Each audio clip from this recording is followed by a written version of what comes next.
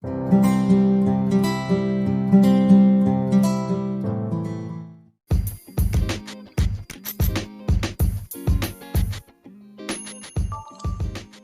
hey guys, I'm Indrajit, a young aspiring entrepreneur and a motivational speaker, and you're listening to the Student Wing Show. So, guys, आज का ये episode बहुत ही खास होने वाला है क्योंकि आज इस एपिसोड में हम आपसे एक फ्यूचर आईएएस ऑफिसर से रूबरू करवाएंगे।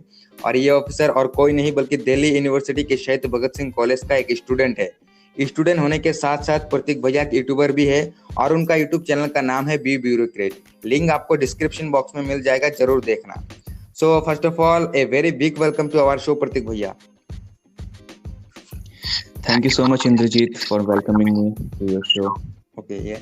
So प्रतीक भैया, आप अपने बारे में थोड़ा एक छोटा सा इंट्रोडक्शन दे हमारे लिसनर को। मेरा नाम प्रतीक है। मैं दिल्ली यूनिवर्सिटी के शहीद भगत सिंह कॉलेज से हूँ जी। बचपन से मुझे पुलिस डिपार्टमेंट में काफ़ी रुचि थी, इसलिए बचपन से सिविल सर्विसेज करना मेरा एम्बिशन था। तो 10th के बाद मैंने +2 में आर्ट्स लिया, तो ग्रेजुएशन में भी मैंने आर्ट्स लिया और अभी मैं अगले अटेम्प्ट देने वाला हूँ, पहला अटेम्प्ट 2021 में। जी यस। सो प्रतीक भैया, आप आपका स्कूलिंग कहाँ से हुआ है और बोर्ड एग्जाम में आपका परसेंटेज कितना था क्लास 10th और 12th में? मेरी 10th तक क्लास की एजुकेशन और स्कूलिंग हुई है दिल्ली पब्लिक स्कूल भागलपुर से, जो बिहार में है। और मेरा +2 हुआ है चिन्मया विद्यालय बोकारो, जो झारखंड में आता है। और 10th में मेरे 8.2 CGPA थे और 12th में मेरी 88.6% थी। जी जी yes. तो प्रतीक भैया, हमारा दूसरा सवाल ये है कि क्लास 10th के बाद कौन सा स्ट्रीम यूपीएससी के लिए बेनिफिशियल रहता है, जो कि आप यूपीएससी की प्रिपरेशन कर रहे हो कॉलेज के साथ साथ। तो हम जानना चाहेंगे कि 10th के बाद कौन सा स्ट्रीम यूपीएससी के लिए बेनिफिशियल रहेगा।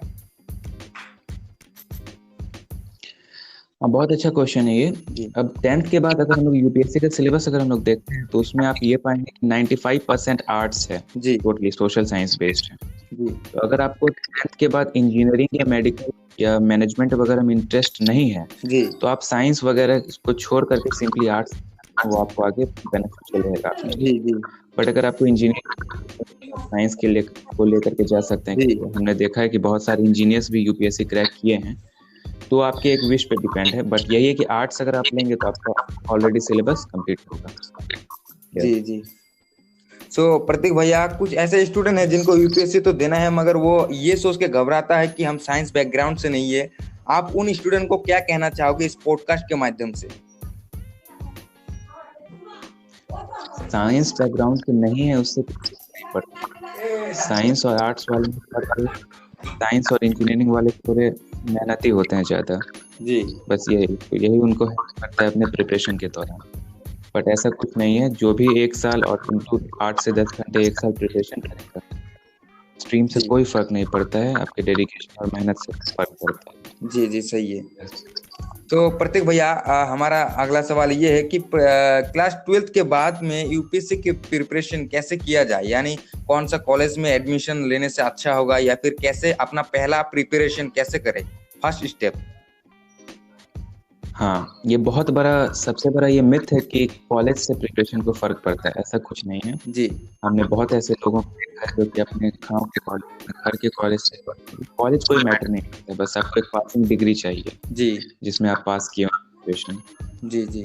आपको चाहिए एक रूम में आपकी कुछ किताबें हों और आपके पास एक इंटरनेट कनेक्शन हो, और फिर जो प्रिपरेशन स्ट्रेटेजी है, पहले तो आप लोग टॉपर्स की वीडियोस देख लें, 15-20 टॉपर्स की अलग अलग, उससे अपनी खुद की एक स्ट्रेटेजी बना लें टॉपर्स को वीडियोस देख, और उस स्ट्रेटेजी को अगले 3 साल तक आपको ग्रेजुएशन के दौरान फॉलो करना है।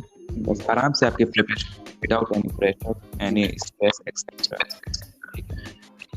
जी, बस एग्जैक्टली। इसके अलावा प्रतीक भैया, हाँ जी, तो जो कि क्लास 10th या 12th में जो स्टूडेंट को परसेंटेज मिलता है, कुछ ऐसे भी स्टूडेंट है जो कि यूपीएससी तो देना चाहता है, अफसर बनना चाहता है, मगर जो क्लास 10th और 12th का जो परसेंटेज है वो कम आने की वजह से वो लोग यूपीएससी देने से इतरा जाता है कि यार ये हमारा परसेंटेज कम है, हम नहीं देंगे, हम ना हो जाएगा, हमारा सिलेक्शन नहीं होगा, क्वालिफाई नहीं कर पाएंगे। तो इसलिए कुछ स्टूडेंट का जो ड्रीम होता है उसको बाहर निकाल के वो लोग दूसरा रास्ता पकड़ लेता है, यूपीएससी से बाहर रास्ता पकड़ लेता है। तो उनको आप क्या कहना चाहोगे?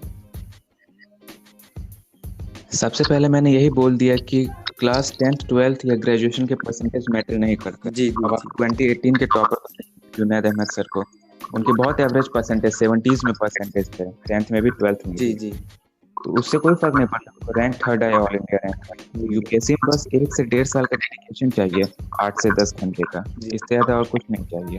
आपके बैकग्राउंड की परसेंटेज नॉट मैटर। तो इसका मतलब प्रत्येक भैया कोई भी मतलब जिनका परसेंटेज कम है या 50 या 60 वो भी दे सकता है यूपीएससी? कोई भी दे सकते हैं यूपीएससी। सिंपली फोकस आपका 1 साल पे होता है। 1 साल आपने क्या मेहनत की है, UPSC is all about that. जी बैकग्राउंड में क्या परसेंटेज है कोई फर्क नहीं पड़ता। जी हमारे पास तो बहुत टॉपर्स के एग्जांपल्स हैं, मैंने तो बताया भी, जुनैद अहमद। जी जी जुनैद अहमद जी। क्या तो कोई फर्क नहीं पड़ता उससे, बस 1 साल प्रिपेयर करो अच्छे से, दैट्स इनफ। जी ठीक। सो प्रतीक भैया कुछ ऐसे भी स्टूडेंट है हमारे इस भारत में जो कि ऐसे प्रशासनिक सेवा में जाना चाहता है, मगर उनका मैथ थोड़ा वीक है। तो मतलब मैथ वीक क्लास 10th के स्टेज में या फिर 12th के स्टेज में होने की वजह से वो लोग घबरा जाता है कि एसएससी के जैसे भी यूपीएससी है कि उसमें थोड़ा मैथ्स ज्यादा है, तो वो घबरा जाता है कि मैथ्स बहुत आता है, जैसे कि आईआईटी जेईई के जैसे मैथ आता है। तो ये ऐसे एक मिथ है कि हमारे समाज में स्टूडेंट के दिमाग पे, तो उस मिथ को आप कैसे मिटाना चाहोगे? एग्जैक्टली बहुत बड़ी मिथ है कि मैथ्स उस हाई लेवल का आता है। जी जी यूपीएससी या कोई भी कॉम्पिटिटिव मतलब सिविल सर्विसेज एग्जामिनेशन में जनरल लेवल मैथ्स आता है 10th लेवल तक का। और 2015 में यूपीएससी ने, और आपको पता है कि यूपीएससी का सीसेट पेपर होता है, सिविल सर्विसेज एप्टीट्यूड टेस्ट का पेपर जी, उसमें मैथ्स आता है थोड़ा सा 10th लेवल का, बट वो भी अब 33% मार्क्स के बस 33% पास करना है आपको, तो वो इजीली अब हो जाता है, उसमें कोई टफ चीज नहीं रहा मैथ्स प्रिपेयर करना। सिंपली आप 10 से 15 दिन के मतलब प्रिपरेशन में उसको आप प्रिपेयर कर सकते हो आराम से। मैथ्स से डरने की जरूरत नहीं है। मेरा खुद सी ग्रेड था मैथ्स में जी जी क्लास 10th में, उसका कोई फर्क नहीं पड़ता जी।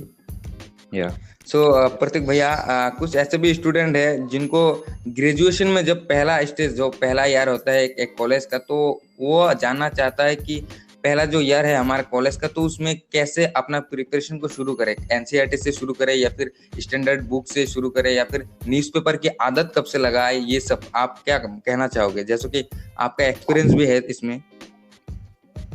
या तो सबसे पहला हम लोगों का कॉलेज में 3 साल रहता है, यानी 3 इयर्स होता है हमारे पास। तो फर्स्ट ईयर में हमें स्टार्ट कर देना बेसिक से, बेसिक यानी कि एनसीईआरटीज। तो एनसीईआरटीज हमें अपना 3 से 4 महीने के अंदर 6 से 12 की एनसीईआरटीज खत्म कर लेनी है।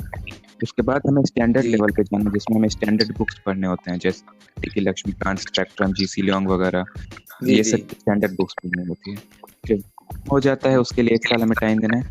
उसके बाद आप शुरू कर सकते हो न्यूज़पेपर और करंट अफेयर्स वगैरह पढ़ना, क्योंकि जब तक आप लोग थोड़ा सा स्टैटिक की नॉलेज नहीं लोगे तब तक करंट अफेयर्स या न्यूज़पेपर के टॉपिक्स नहीं समझ पाओगे। आप अपने 3rd ईयर से आप न्यूज़पेपर स्टार्ट कर सकते हो, अपना ऑप्शनल स्टार्ट कर सकते हो। पहले 2 साल में अपना स्टैटिक वगैरह कंप्लीट कर लो। सिंपली यही है प्रिपरेशन का। और लास्ट ईयर आते आते टाइम देने से पहले आप अपनी टेस्ट सीरीज वगैरह दो, एनसीईआरटी वगैरह करो। बस यही है सिंपली 3 ईयर। ओके। सो प्रतीक भैया और मैंने अपने वो channel 3 years strategy for students, तो स्टूडेंट्स वहां से देख सकते हैं। जी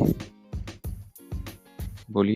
सो प्रतीक भैया क्या कुछ ऐसे भी स्टूडेंट है हमारे इस समाज में जो ये सोच के भी एग्जाम देने से मतलब घबरा जाता है कि यार यूपीएससी इतना टफेस्ट एग्जाम है पूरा इंडिया का, तो इसमें अगर हमको नहीं चयन नहीं होता है, सिलेक्शन नहीं होता है, तो हमारा परिवार का, जो कि हर एक स्टूडेंट का परिवार फाइनेंशियली स्ट्रांग नहीं होता है, तो कुछ स्टूडेंट ऐसे भी है जिनका फाइनेंशियल कंडीशन थोड़ा वीक रहता है, तो वो घबरा जाता है कि अगर सिलेक्शन नहीं हुआ एक बार में तो हम क्या करेंगे, हमारा पास कौन सा वे रहेगा, लाइन रहेगा, जिससे कि हम अपना पूरा जिंदगी बिता सकते हैं उसके बाद। एग्जैक्टली बहुत अच्छा क्वेश्चन है। तो ये सिंपली जब आप यूपीएससी की प्रिपरेशन करते हो, जैसा आपने बताया ये टफेस्ट एग्जाम है इंडिया का, इंडिया नहीं एशिया का टफेस्ट एग्जाम है। तो जब आप यूपीएससी की प्रिपरेशन करते हो तो आपको इतना नॉलेज हो जाता है, आप इतना पढ़ लेते हो कि बाकी एग्जाम आपको उसके सामने हलवा लगने लग जाता है। जैसे अगर आप स्टेट पीसीएस के क्वेश्चन पेपर देखो यूपीएससी करने के बाद, बहुत इजी पेपर, आप खड़े खड़े सॉल्व कर दोगे। तो ऐसा नहीं कि ऑप्शन क्लोज हो जाता है यूपीएससी के बाद, बहुत सारे स्टेट पीसीएस के एग्जामिनेशन हैं, आप वो क्रैक आराम से कर सकते हो। तो नो नीड टू वरी, आप अच्छे से साल भर बस प्रिपेयर करो यूपीएससी की। ठीक, उसके बाद फिर आप जॉब ले लेना स्टेट पीसीएस की, फिर आप प्रिपरेशन अपना करते रहना यूपीएससी की जी जी, कंटिन्यू। ये बात सही है। अटेम्प्ट्स तो बहुत हैं। जी हाँ अच्छा। सो प्रतीक भैया, हमारे समाज में स्टूडेंट के दिमाग में ये भी एक मिथ है कि यूपीएससी क्लियर करने के लिए आपको दिल्ली में जाना पड़ेगा, मुखर्जी नगर पे जाना ही पड़ेगा और कोचिंग करना ही पड़ेगा। तो उसमें आप क्या कहना चाहोगे कि स्टूडेंट को कोचिंग करना चाहिए या नहीं? हाँ इंद्रजीत, ये बहुत अच्छा क्वेश्चन आपने पूछा है। अभी भी ये बहुत हर घर में मोस्टली ये मिथ है, दिल्ली और मुखर्जी नगर वाली।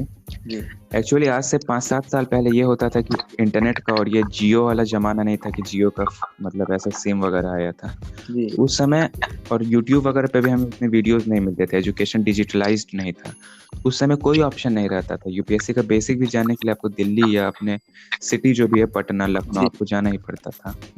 बट अब के टाइम में हर एक topic, each and every topic is there on the YouTube और गूगल। आपको कोई चीज के लिए दिल्ली नहीं जाना पड़ेगा। इवन दिल्ली के जो अच्छे अच्छे बुक स्टोर्स हैं वो भी अब आपको यहाँ पे कुरियर कर देते हैं आपके एड्रेस पे। No need to go to Delhi, everything is on the internet. बस डेडिकेशन होना चाहिए आपके पास। ये बात सही है। दिल्ली का कोई जरूरत नहीं, या तो कोचिंग का।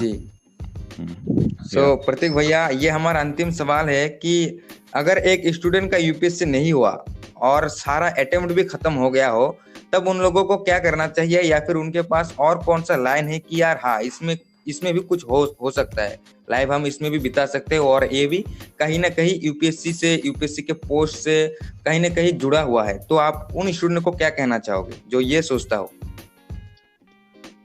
बस एग्जैक्टली मैंने थोड़ी देर पहले जो बताया आपको कि स्टेट पीसीएस है हर स्टेट की। आप यूपीएससी की प्रिपरेशन अगर करते हो तो स्टेट पीसीएस, मैं बहुत से ऐसे ऑफिसर से मिला हूँ स्टेट पीसीएस के डीएसपी रैंक के ऑफिसर से, जो ये एडिशनल एसपी, जिन्होंने की यूपीएससी की प्रिपरेशन की है, और उन्होंने मुझे बताया कि यूपीएससी की प्रिपरेशन की, उसके बाद हमें ये स्टेट पीसीएस बीपीएससी वगैरह बहुत ईजी लगा, बिना प्रिपेयर के हमने ये सब क्रैक कर लिया। तो सिंपल, अगर आपका यूपीएससी का 6 अटेम्प्ट वेस्ट हो जाता है तो आप स्टेट पीसीएस में ट्राई करिए, डेफिनेटली आप क्रैक कर लेंगे सिंपली, और कुछ करने की जरूरत नहीं। और उसमें भी आपको मतलब अच्छी पोस्ट मिल जाती है, एसडीएम की, डीएसपी की, बीडीओ सीओ की, तो कम थोड़ी ना है, स्टेट लेवल की बेस्ट पोस्ट। हाँ, ये भी बेस्ट है। तो मतलब स्टूडेंट को घबराना नहीं चाहिए कि यूपीएससी में नहीं होगा, तो घबराना नहीं चाहिए, क्योंकि और स्टेट पीसीएस और भी बहुत एग्जाम है ऐसे, बहुत सारे एग्जाम है। बिल्कुल घबराना नहीं चाहिए, क्योंकि एक बार अगर आप टफेस्ट एग्जाम की प्रिपरेशन कर लेते हो तो बाकी सारे एग्जामिनेशंस आपको काफी इजी लगने लग जाते हैं। तो कोई मतलब नहीं आपको घबराने से, बस आप यूपीएससी की 1 साल अच्छे से ऑनेस्टली दो, 8 से 10 घंटे बस। सो प्रतीक भैया, ये हमारा आपके साथ पहला एक पॉडकास्ट रहा है, तो हम चाहेंगे कि आप फ्यूचर में और आए हमारे चैनल पे और हमारे शो में आए और लोगों को डायरेक्शन दे। आज का ये पहला एपिसोड था, तो एक छोटा सा डायरेक्शन दे दिया आपने बहुत स्टूडेंट को। तो हम लास्ट में यही चाहेंगे कि प्रतीक भैया आप एक छोटा सा लास्ट अपना मैसेज दे दीजिए हर एक स्टूडेंट को।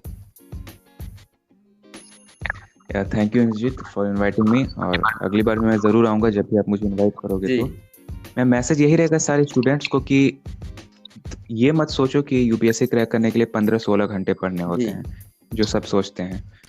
ऑनेस्टली 8 घंटे इंटू 1 ईयर, अपने रूम में किसी से कोई कांटेक्ट नहीं, मोबाइल का use only for studies, not for social medias, but यही चाहिए 1 साल के लिए, डेफिनेटली यूपीएससी निकलेगा। इतना करके तो देखो।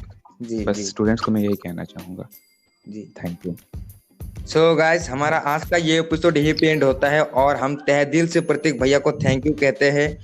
और आप सबसे दी स्टूडेंट बिंग शो एक रिक्वेस्ट करता है कि आप सभी प्रतीक भैया की सफलता के लिए दुआ करें। थैंक यू सो मच प्रतीक भैया। Thank you.